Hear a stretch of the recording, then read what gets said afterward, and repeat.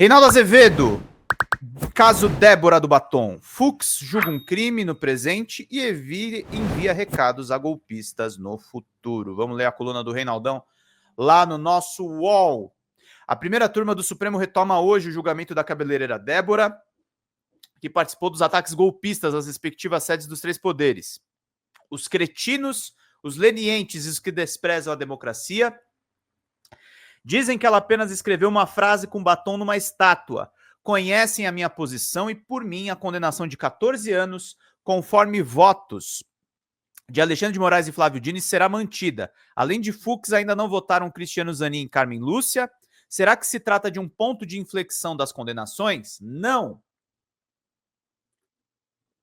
Para tanto, é preciso que haja um instrumento. Qual deles? A revisão judicial pertence ao nosso ordenamento jurídico, mas é feito caso a caso. Qualquer saída diferente depende da votação de um texto no Congresso. Mas qual texto? No julgamento que tornou réus os golpistas do primeiro lote, a que pertence Jair Bolsonaro, Fux resolveu entregar-se a divagações sobre tipos penais. Tentativa de golpe e tentativa de abolição de Estado Democrático de Direito seriam crimes autônomos? A tentativa seria mesmo um crime? E sobre a suposta severidade das penas? E usou o caso da cabeleireira, tornada celebridade, heroína e mártir pelos bolsonaristas como exemplo. Ele já havia pedido vista e teceu considerações sobre a suposta dureza das penas. A mulher já se encontra em prisão domiciliar, estava em preventiva. Ainda que condenada a 14 anos e ainda volte para a cadeia, ela deixará a prisão no ano que vem, em razão da progressão de pena, progressão, diga-se de passagem, permanentemente fustigada pela extrema-direita. Vamos ver quais serão as considerações de Fux a embasar o seu voto. Que vai propor pena menor? Bem, isso é certo. Mas saberemos se o ministro acha que tal senhora apenas escreveu uma frase com batom numa estátua idiota e sem importância, ou se ele considera que, no contexto dos ataques golpistas às respectivas sedes dos três poderes, aquele foi um ataque, sim, à própria justiça. A impunidade sofreu um golpe nesta quinta. O presidente da Câmara, Hugo Mota... Deixa eu pegar aqui só um minutinho. Só um minutinho, gente. Pra gente poder seguir. Vão curtindo e vão compartilhando, vão curtindo e vão compartilhando. Só um minutinho pra gente poder seguir aqui.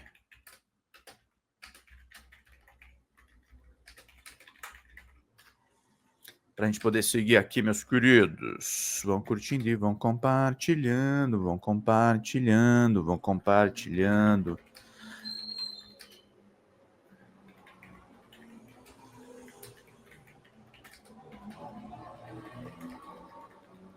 Só um minutinho pra gente poder seguir aqui. Pronto. Já fiz aquilo que eu precisava.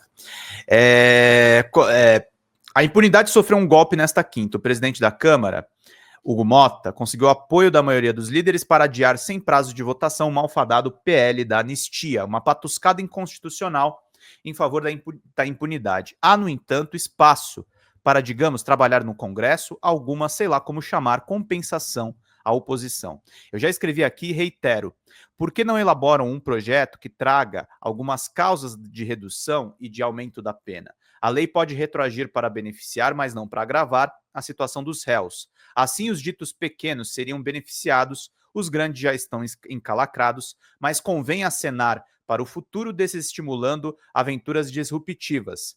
Os projetos de anistias fazem precisamente o contrário e incentivam. Vá lá e meta fogo no Supremo. Afinal, como quer o senador Flávio Bolsonaro do PL do Rio, os atos de 8 de janeiro de 2023 deveriam ser julgados no antigo Tribunal de Pequenas Causas. Estou curioso para ouvir Fux. É preciso que se diga...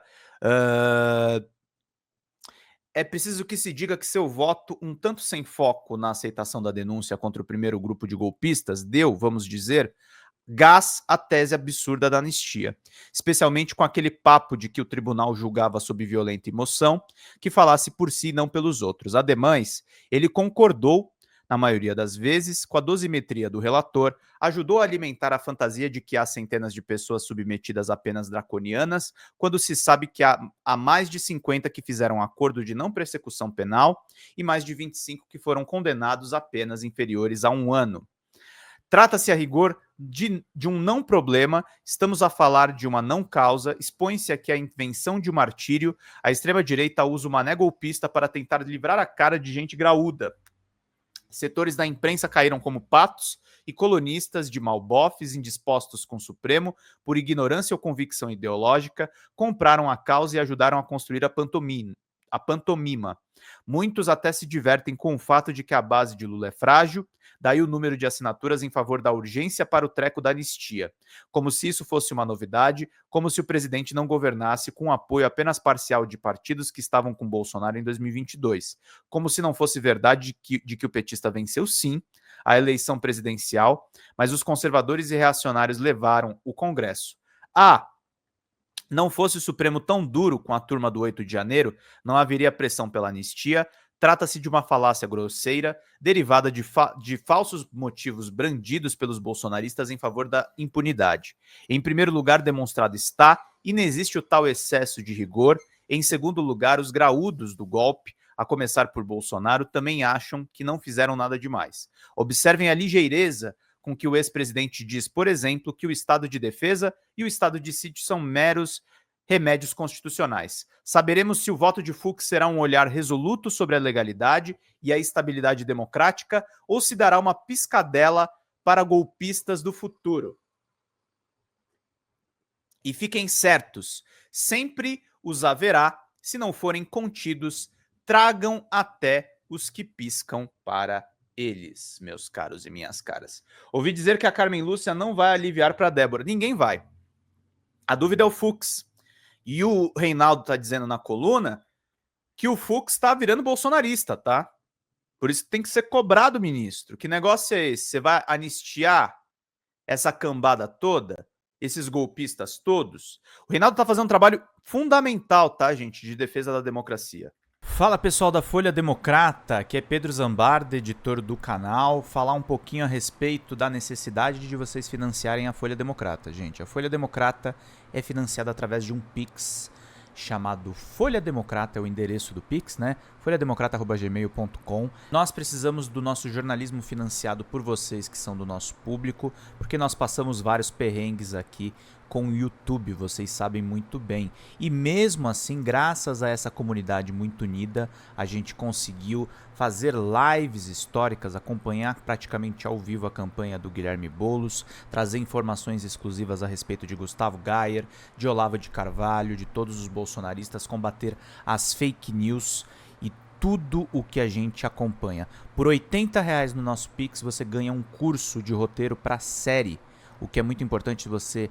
é artista, roteirista, se você lida com essas práticas da economia criativa. Outra forma de você colaborar também é se tornando membro aqui do nosso canal. Isso é muito importante para você fazer as suas atividades por aqui, porque você tem acesso a vídeos exclusivos e nós temos um curso de jornalismo básico para você poder acompanhar a partir de R$5, que é ministrado por mim. A gente tem aí quase uma dezena de aulas e muito conteúdo para você poder acompanhar. Meus caros, minhas caras, financiem o jornalismo independente, financiem o jornalismo que se posiciona à esquerda, financiem o jornalismo na internet, que traz informações confiáveis, checadas, que cruza informações e que trata você, que é o nosso público, de uma maneira muito séria.